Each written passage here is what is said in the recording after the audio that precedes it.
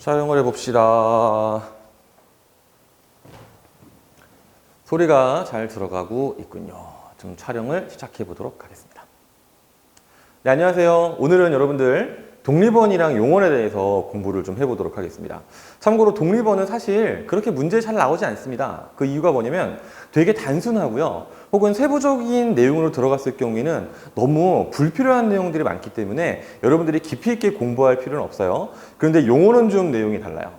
용어는 설명할 게 너무나 많기 때문에 사실 지금 선생님이 요 강의에서 설명할 용어는요, 동사, 형용사의 정의가 무엇이고 대략 어떤 종류의 동사, 형용사가 있느냐 간단한 사례들을 좀 볼 거고요. 그 다음에 여러분들이 좀 어렵게 생각하는 본용언, 보조용언 정도 이거를 구분하는 공부만 할 거고요. 용언의 더 핵심적인 내용들은 이 다음 강의에 옮겨서 활용론 시간에 같이 공부를 해보도록 할 겁니다. 자, 일단 독립언에 대해서 먼저 좀 알아보도록 하겠습니다. 자, 독립언은 정의가 다음과 같습니다. 얘는 문장이랑 그냥 아무런 문법적인 관계가 없어요. 그냥 독립적으로 사용할 수 있는 그러한 단어를 우리가 독립언이라고 하고요. 세부적인 품사로는 감탄사 하나만 존재하고 있습니다. 그럼 감탄사는 정의가 무엇이냐? 얘는 다음과 같아요. 대체로 놀람, 느낌, 부름, 대답 요 네 가지의 기능을 나타내는 말이 되겠는데요. 그런데 이 감탄사는 종류가 세 가지가 있습니다. 표를 하나 보여줄 거예요. 자, 감정 감탄사라는 거랑 의지 감탄사, 입버릇 및 더듬거림이라는 게 있는데 이거 여러분들 종류를 굳이 구분해서 공부하실 필요는 없어요. 다만 지금 선생님이 하는 설명을 들어보고서 아, 그냥 저런 게 있구나 정도로만 생각을 하시고 예시만 그냥 머릿속으로 살짝 집어넣었다가 살짝 사라져도 큰 상관은 없는 그러한 단원이 되겠습니다. 어쨌든 자, 감정 감탄사는 무엇이냐? 얘는 상대방을 의식하지 않고 혼자 그냥 감정을 표현하는 거예요. 예를 들어서 하하, 허허 뭐 이런 것들 있죠. 혹은 뭐 애끼, 아이고 이런 것들. 왜 예를 들어서 굉장히 힘든 일 하고 나면요. 아이고 아이고 막 이렇게 할 때 있잖아요. 이거 굳이 옆에 사람이랑 상관없이 혼자 쓸 수 있는 말이죠. 그죠? 그런 것들을 우리가 감정 감탄사 이렇게 얘기합니다. 그 다음에 의지 감탄사라는 건 뭐냐면은 상대방을 의식하는 거예요. 예를 들면은요. 아서라, 자, 여보세요 이런 말들. 특히 우리 전화할 때 여보세요 이런 말 많이 쓰죠. 상대방을 부르는 역할이기 때문에 감탄사의 범주에 집어넣는 거예요. 그 다음 암, 오냐, 이런 것들 다 이제 대답의 범주에 해당하는 그러한 감탄사가 되겠죠. 그 다음에 입버릇 및 더듬거리는 게 있어요. 우리 흔히 말 더듬는 사람 보면 막 이런 말 쓰잖아요. 이제 그런 거랑 관련된 것이라고 보면 되겠는데 보시면 알겠지만 감탄사는 정말로 어려운 내용들이 없습니다. 그런데 조금 주의해야 될 게 두 가지가 있어요. 첫 번째는 뭐냐면요. 감탄사가 문장 속에 들어있는 경우입니다. 일반적으로 감탄사는요, 이 문장이랑 문법적 관계가 없기 때문에 문장의 앞 혹은 뒤에 배치되는 경우가 있는데 그게 중간에 들어가서 여러분들을 헷갈리게 하는 경우가 있어요. 예를 들면 이런 문장이 있어요. 자, 제가 드릴 말씀은 이런 식으로 나오는 거 있죠. 이거는 문장 중간에 들어가 있지만 이것은 어쨌든 간에 앞뒤랑 내용적으로 혹은 문법적으로 관계가 없기 때문에 감탄사로 우리가 처리하는 품사다 라고 기억해 두시기 바랍니다. 그 다음에 두 번째, 감탄사처럼 보이는데 감탄사가 아닌 경우들이 있습니다. 예를 들면 이런 거예요. 철수야, 너 지금 뭐 하고 있니? 이 문장에서 철수야 라고 하면은요, 상대방을 부르고 있죠. 우리가 아까 감탄사의 정의를 보면 부름이나 느낌, 놀람, 대답 이런 거였잖아요. 그런데 이 친구는 부른다라는 기능은 지금 가지고 있지만 왜 감탄사가 아니냐? 얘는요, 철수라는 명사에다가 혹격조사, 야가 결합된 형태고요. 그래서 이 친구는 개별 단어로는요, 명사와 조사지만 둘을 합쳐서 문장의 성분으로 따졌을 때 독립어다라고 설명하는 부분이에요. 그래서 여러분들이 지금 품사랑 문장 성분이 아마 좀 헷갈리는 친구들이 있을 텐데 이 철수, 야에 대해서, 이 독립어에 대해서는 문장의 성분 부분에서 다시 한번 설명할 거기 때문에 일단은 이런 식으로 명사 더하기 조사는 감탄사가 아니다. 감탄사는 그냥 한 개의 단어로 써야 한다. 이 정도만 기억을 해두시면 충분하겠습니다. 자, 그럼 이제 본격적으로 뭘 볼 거냐면은 용언을 이제 들어가 볼 거예요. 아까 설명했듯이 용어는 진짜 할 얘기가 많기 때문에 선생님이 이 강의에서는 간략한 것만 설명한다 그랬어요. 자, 일단 용언의 정의를 보겠습니다. 용언이라는 것은 문장에서 주체의 동작이나 작용, 그 다음에 성질이나 상태 등을 서술하는 말인데 여기서 이제 학생들이 조금 어렵게 생각하는 단어가 서술하다라는 단어예요. 그런데 이 서술이라는 말은 어렵게 생각하지 말고 쉽게 이해하면요, 그냥 설명하다 정도로 이해하셔도 충분합니다. 자, 그 다음에 서술 기능에 따라 어미를 교체하면서 형태가 바뀐다라고 했는데, 자, 서술 기능이라는 건 뭐냐면요, 예를 들어 의문, 과거, 미래 이런 문법적인 기능들을 뜻해요. 그거에 따라서 이렇게 어미가 교체된다라고 했는데, 이런 것을 문법 용어로는 활용한다 이렇게 설명합니다. 즉 용언이라는 말 뜻은 왜 생긴 거냐면요, 활용하는 말이기 때문에 용언이다라고 정해진 거예요. 자, 그러면 이 용언에 우리가 구체적인 종류를 볼 건데, 첫 번째 동사라는 게 있습니다. 동사는요, 주체의 동작이나 작용을 드러내는 말이에요. 뭐 혹은 행위라고 해도 큰 상관은 없겠죠. 자, 그런데 모든 동사는요, 딱 한 가지 의미로 수렴할 수가 있어요. 예를 들면요, 어찌하다라는 말, 요 말로 수렴할 수 있다는 거예요. 그러면 이제 구체적인 문장으로 한번 사례를 들어보겠습니다. 엄마가 나 어떻게 한대? 혹은 엄마가 나 어찌한대 했을 때, 사실 우리가 일상생활에서 어떻게 하랑 어찌를 엄밀하게 구분하지 않지만, 이때 어찌하다의 의미를 조금 더 집중해서 그 뒤에 나온 말을 찾아보면요, 엄마가 너 때린대. 이렇게 했을 때 어찌하다라는 말이랑 딱 어울리는 걸 알 수 있겠죠. 그죠? 자, 그럼 이제 동사에는 어떤 종류가 있느냐? 세 가지 종류가 있어요. 자동사랑 타동사랑 능격동사가 있는데, 이 앞에 있는 자동사랑 타동사는 여러분들이 지금 머릿속에 떠올리는 그 자동사랑 타동사가 맞습니다. 자동사는요, 얘는 목적어가 필요하지 않아요. 참고로 선생님 여기 지금 써놓은 정의를 보면은요, 이런 말이 있어요. 지금 동작이나 작용이 주어에만 미치는 동사라고 돼 있고 목적어를 취하지 않는다고 했는데, 참고로 목적어라는 게 뭐를 말하냐면요, 어떤 동작이나 작용의 대상을 목적어라 그래요. 알겠죠? 이따 다시 한번 설명해 줄게요. 어쨌든 그러면 타동사는 여러분들 머릿속에 생각 그 타동사 맞습니다. 목적어를 취하는 건데, 여기 선생님이 적어놨죠. 자, 동작이나 작용의 대상, 이거를 목적어다라고 설명하는 거예요. 알겠죠? 그래서 예를 들어서 내가 친구를 좋아한다라고 하면은요, 좋아하는 행위의 대상이 친구잖아. 그거를 우리가 목적어라고 설명하는 겁니다. 어쨌든 자, 그 다음에 이 타동사는요, 원래 그냥 동사 자체가 타동사의 역할을 하는 경우도 있는데, 자동사나 형용사 뒤에 전미사가 붙어서 타동사가 되는 경우들도 있어요. 그건 이따 예를 보도록 하겠습니다. 그 다음에 세 번째는 능격동사라는 게 있는데, 이 친구는요, 어떨 때는 자동사가 되고 어떨 때는 타동사가 되는 거예요. 자, 이제 각각의 구체적인 예시를 좀 볼 건데요. 자동사의 예시입니다. 앉다 혹은 눕다 이런 거죠. 내가 자리에 앉다. 목적어가 없죠. 내가 침대에 눕다. 이런 것들은 목적어를 취하지 않기 때문에 자동사라고 처리하는 거죠. 그러면 타동사의 사례인데요. 지금 이 두 줄의 사례 중에서 위에 있는 것이 그냥 이 모양 자체가 타동사인 것이고, 밑에 있는 것들은 원래는 자동사였는데 혹은 형용사였는데 뒤에 전미사가 붙어서 타동사 역할을 하게 되는 파생어들을 의미합니다. 그래서 예를 들면 이런 거죠. 밥을 먹다 혹은요, 방망이를 깎다 혹은요, 뭐 물건을 놓다 혹은 기름을 넣다 혹은 선물을 주다, 이런 식으로 목적어를 취하죠. 밑에도 마찬가지예요. 자, 동생을 자리에 앉히다, 아기를 침대에 눕히다 혹은 깃발을 세우다, 이런 식으로 우리가 사례들을 만들 수 있겠죠.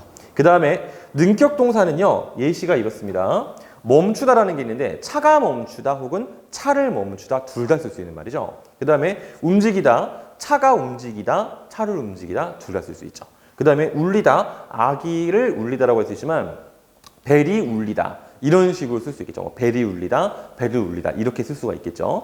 자, 여기 있는 이 예시들이 사실은 어려운 사례들이 아니에요. 근데 선생님이 굳이 이런 식으로 예문을 만들어 보는 이유는 여러분들도 직접 해보라는 뜻에서 하는 겁니다. 우리가 문법 공부를 할 때는요, 단순하게 사례만 보고 끝나면 안 되고요. 그 사례를 여러분들이 직접 분석하고 그 사례를 가지고 직접 예문을 만들어 볼 수 있어야 돼요. 그래야지만 우리가 문제를 풀 때 보기를 분석하는 힘이 생긴다라고 이해하시면 되겠습니다. 자, 어쨌든 이제 뭘 볼 거냐면요, 형용사에 대해서 공부를 해보도록 하겠습니다. 자, 형용사는요, 주체의 성질이나 상태를 드러내는 말이에요. 그 다음에 이 친구도 동사처럼 한 가지 단어로 수렴합니다. 어떠하다예요. 예를 들어서 우리가 이런 상황을 가정해 볼 수가 있죠. 소개팅을 할 건데 물어본단 말이에요. 예, 그 사람은 좀 어때? 이렇게 물어봤어요. 어때는 이제 어떠하다가 활용된 말이죠. 대답하면 어떻겠어요?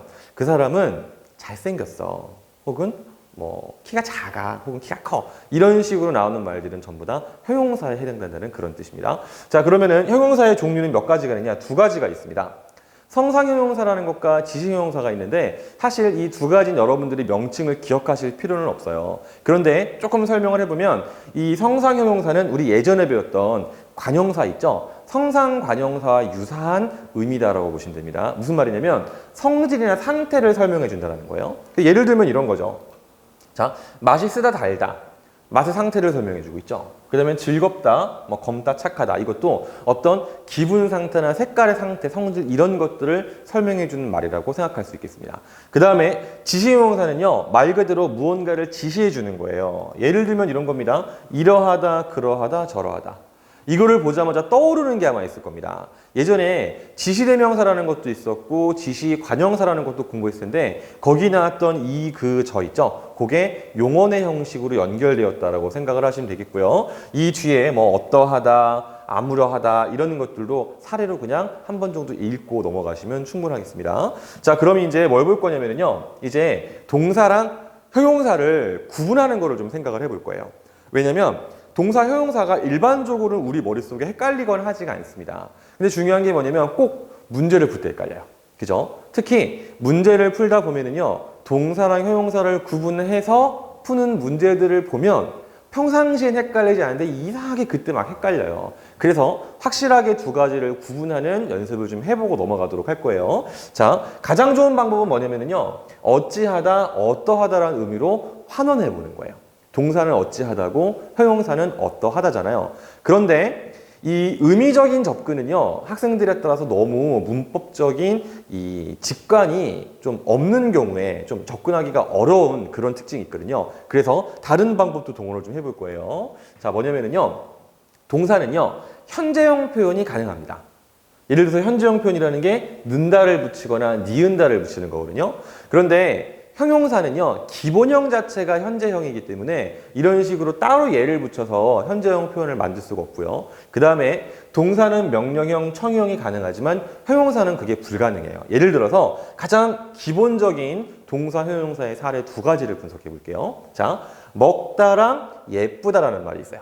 앞에 게 동사고 뒤에 게 형용사죠. 자, 이때 얘를 현재형으로 해보면요, 먹는다는 전혀 어색하지 않는데요, 예쁜다는 어때요? 난 예쁜다. 이거 되게 어색한 거죠. 그죠? 그 다음에 이거를 명령형으로 바꿨을 때도요, 자, 먹어라는 자연스럽지만 너 좀 예뻐라. 이러면은요, 무슨 말인지는 알아듣겠는데 그게 올바른 말은 아니죠. 그 다음에 청유형도 마찬가지입니다. 자, 이제 밥 먹자. 이건 괜찮지만 이제 우리 예쁘자. 이거는 굉장히 어색한 말이죠. 그래서 다시 현재형, 명령형, 청유형이 되는 것은 동사, 그 다음에 셋 다 안 되는 것은 형용사. 이런 식으로 구분하시면 되겠습니다. 자, 그런데 이 세 개 중에서도 가장 핵심적인 건 뭐냐면요, 바로 이 부분이에요. 바로 현재형이 되는지 안 되는지 이것의 유무를 가지고 우리가 동사랑 형용사를 구분하는 것이 가장 빠른 방법이고요. 가장 정확한 방법이라고 생각하시면 되겠습니다. 자, 그런데 이제 우리가 또 헷갈리는 것들이 좀 있고요. 우리가 일상생활에서 좀 제대로 사용하지 못하는 형용사의 사례들이 있어서 그거를 조금 살펴보도록 할 겁니다. 우리가 일상생활에서 되게 잘못 사용하는 형용사가 어떤 게 있느냐? 대표적인 게 영원하다라는 게 있죠. 예를 들면 이제 선생님은 옛날에 대학 다닐 때 그때 뭐 이제 사이 좋은 사람들의 월드라는 뭐 싸이월드라는 게 있었습니다. 뭐 이거 굳이 무슨 뭐 TV 방송도 아니고 그냥 오픈할게요. 어쨌든 자, 싸이월드 같은 데 보면은요, 뭐 나는 이제 그런 걸 안 썼는데 이제 간혹가다 학생들이 이제 뭐 쓰거나 조카들 쓰는 걸 보면은요, 졸업하고 나서 이제 비밀이야 같은 방명록에다가 이런 걸 쓰잖아요. 졸업하지만 우리 우정 변치 말고 영원하자 이런 말 쓰잖아. 막 닭살이 막 쫙 돋죠, 그죠? 어쨌든 간에 이거 잘못된 표현입니다. 그 이유는 뭐냐? 이 표현은요, 형용사이기 때문에 청유형을 사용하시면 안 돼요. 자, 왜냐? 영원하다를 현재형으로 바꿔보세요. 영원한다. 이건 되게 어색하죠. 그렇기 때문에 이 친구는 이런 식으로 청유형으로 사용하면 안 되고요. 말을 바꿔야 되죠. 우리 우정이 영원하기를 바라. 이런 식으로. 뒤에 보조용언을 붙여서, 참고로 보조용언은 나중에 설명해 줄 거예요. 보조용언을 붙여서 우리가 이런 식으로 말을 바꿔줘야 한다는 것을 기억하셔야 됩니다. 그 다음에 두 번째, 이제 명절 때 어른한테 세뱃돈 받고 인사할 때 건강하세요 이렇게 얘기하잖아요. 건강하세요 이거는요 명령어예요. 자, 예를 다시 써볼게요. 할아버지 건강하세요. 이거 잘못된 겁니다. 그 이유는 뭐냐? 건강하다가 현재형으로 바꿔보면 건강한다. 이거 안 되죠. 그렇기 때문에 이 친구 형용사예요. 그래서 명령형으로 쓰면 안 되고요. 이 친구 뒤에 보조동사를 붙여서 할아버지 건강하시기 바랍니다. 이런 식으로 말을 바꿔주셔야 돼요. 자, 어쨌든 그 외에 여러분들이 좀 헷갈리는 것이 있는데요. 이제 문법을 연구하는 사람한테는 이런 말로 사용되는 단어가 있어요. 이른바 존재사라는 게 있는데 있다, 그 다음에 없다. 요 두 단어가 있습니다. 요 있다랑 없다는요. 사전에서는요. 있다는 동사랑 형용사가 다 돼 있고요. 그 다음에 없다는 형용사로 되어 있는데 학교문법에서는 이거 둘 다를 형용사로 처리합니다. 근데 문제를 풀 때 보면은요. 간혹 가다가 이 있다라는 것을 동사로 처리할 때도 있고요. 또 한편으로는 형용사로 처리할 때도 있거든요. 이거를 구분할 때도 마찬가지예요. 얘는 때에 따라서 동사가 되기도 하고 형용사가 되기도 하기 때문에 그 문맥에 맞춰서 현재형을 쓸 수 있으면 동사고 그렇지 않으면 형용사다라고 판단하실 수가 있겠습니다. 자, 어쨌든 그 다음에 이제 좀 어려운 개념을 볼 건데요. 본용언이랑 보조용언이라는 개념을 한번 살펴볼 거예요. 이것도 문제에 심심치 않게 등장하는 거기 때문에 좀 정확하게 설명하려고 좀 노력을 좀 해볼게요. 자, 어쨌든 정의는 다음과 같습니다. 우리가 문장을 쓰다 보면은요, 용언 두 개가 나란히 배치가 될 때가 있어요. 즉, 동사나 형용사 두 개가 나란히 배치가 되어서 마치 하나의 서술어인 것처럼 기능할 때가 있습니다. 그런데 이때 앞혹은요, 앞뒤에서 실질적인 의미를 드러내는 경우, 그럴 때는 그 용언을 본용언이라고 하고요. 그 다음에 항상 뒤에만 있는데 뒤에서 실질적 의미가 아니라 단순히 의미를 보조하는 경우에는 보조용언이라고 설명해요. 예를 들면 이런 거예요. 자, 나는 용돈으로 CD를 사들어. 여기서 사라는 건 사다라는 뜻이죠. 용돈으로 CD를 산 거예요. 실질적 의미가 살아 있습니다. 그 다음에 들어는 뭐냐면요. 용돈으로 CD를 사서 들었는데 자, 용돈으로 빼버리면요. 그냥 CD를 들었다. 이런 식으로 어떻게 돼요? 얘도 충분히 자기 본래의 의미를 지금 드러내고 있는 거죠. 이럴 때는요, 이 앞에 있는 말, 뒤에 있는 말 둘 다 우리가 본용언이다 라고 생각을 하시면 돼요. 그런데 두 번째, 그래, 나는 용돈을 주로 먹는데 써버리는데 이렇게 했을 때는요. 자, 용돈을 썼다라는 측면에서 자, 쓰다라는 것은 얘는 본용언이 확실히 맞습니다. 그런데 이 친구 이랬다고 해서 용돈을 버린 건 아니죠. 그죠? 그렇기 때문에 요 버리다라는 말은 여기서 보조적인 의미를 지금 드러내기 때문에 우리가 보조용언이다라고 설명합니다.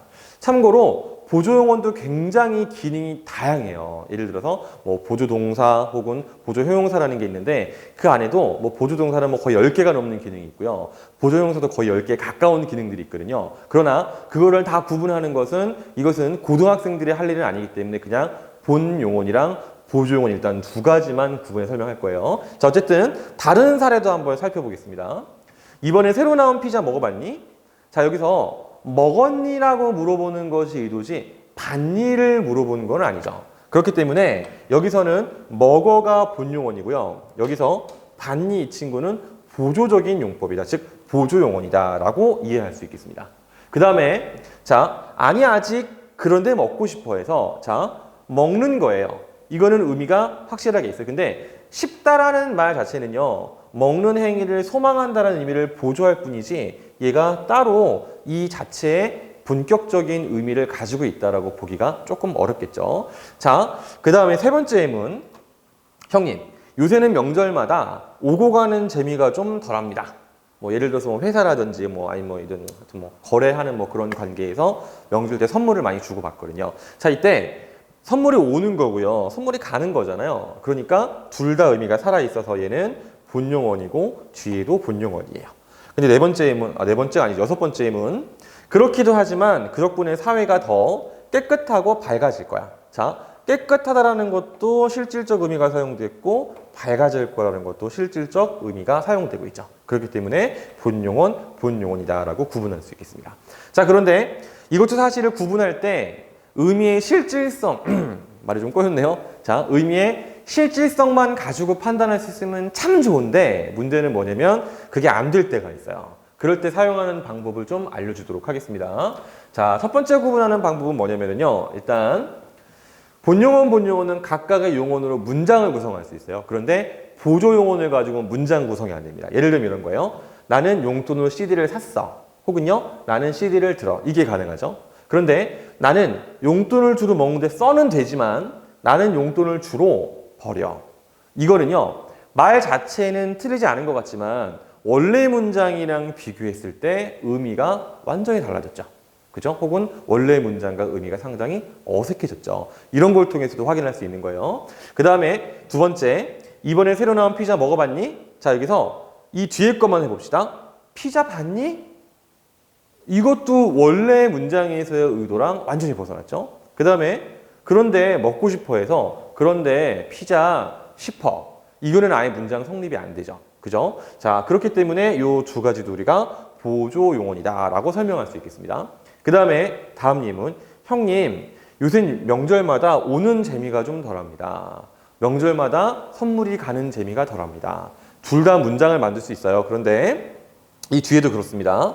그렇기도 하지만 덕분에 사회가 더 깨끗해질 거야. 혹은 더 밝아질 거야. 이런 식으로 각각 문장을 성립할 수가 있죠. 이런 경우에 본용언 더하기 본용언인 거예요. 그럼 두 번째 구분법은 뭐가 있냐면요. 요건 이제 잘 안 보이니까 지울게요. 이 본용언이랑 보조용언 사이에 뭔가를 써보는 거야. 예를 들어서 자, 본용언 사이에는요. 다른 문장 성분이 들어갈 수도 있고 혹은요. 본용언 앞에 있는 본용언 뒤에 서라는 어미를 붙여볼 수도 있어요. 뭐 둘 중에 하나만 되면 됩니다. 그런데 본용언 더하기 보조용언은요. 그냥 그 자체로 끝이에요. 자, 예를 들면 이런 거예요. 나는 용돈으로 CD를 사서 들어.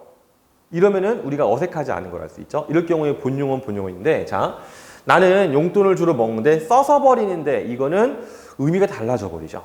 그죠? 그렇기 때문에 이 친구는 본용언 더하기 보조용언 이렇게 볼 수 있어요. 그 다음에 자, 새로 나온 피자 먹어서 봤니? 먹고서 싶어. 둘 다 어색하죠? 그래서 뒤에 있는 말들이 둘 다 보조용언이고요. 그 다음에 형님, 요새 명절마다 오고 또 가는 재미가 덜합니다. 선생님이 지금 뭐를 중간에 집어넣냐면 요 사이에다가 또라는 말을 집어넣어 봤는데 어색하지 않죠? 즉 다른 문장 성분을 집어넣었을 때도 성립이 된다는 걸 확인할 수 있기 때문에 본용언 더하기 본용언이다. 그 다음에 자, 여기도 마찬가지예요. 그 덕분에 사회가 더 깨끗하고 또 밝아질 거야. 이런 식으로 자, 또라는 문장 성분을 집어넣을 수가 있죠. 그렇기 때문에 본용언 더하기 본용언이다 라고 구분할 수도 있겠습니다. 자, 그러면 이제 우리가 뭘 할 거냐면요. 연습 문제를 한번 풀어볼 거예요. 자, 선생님이 한 6, 7가지 예문을 만들어 왔는데 보도록 하겠습니다. 책을 사읽다. 이 친구는 사기도 할 거고 읽기도 할 거기 때문에 의미가 둘 다 살아있죠. 본용언 더하기 본용언이에요. 그 다음에 자, 국수를 먹어버리다. 국수를 먹을 건데 버릴 건 아니잖아요. 그래서 이 친구는 본용언 더하기 보조용언이에요. 그 다음에 세 번째, 영화는 밥을 먼저 먹고 보자. 이렇게 했을 때 자, 밥 먹을 거예요. 그 다음에 영화도 볼 거예요. 즉 여기서는요. 좀 어려우니까 합시다. 둘 다 본용언이다라고 판단할 수 있겠죠. 그 다음에 두 번째, 네 번째예요. 순서 세 번째, 네 번째 헷갈리는 건 그러려니 합시다. 자, 철수는 낮잠을 잘 거고요. 철수는 그리고 또 일어날 거예요. 즉 여기서도 의미가 다 실질적으로 활용되기 때문에 본용언 더하기 본용언이다.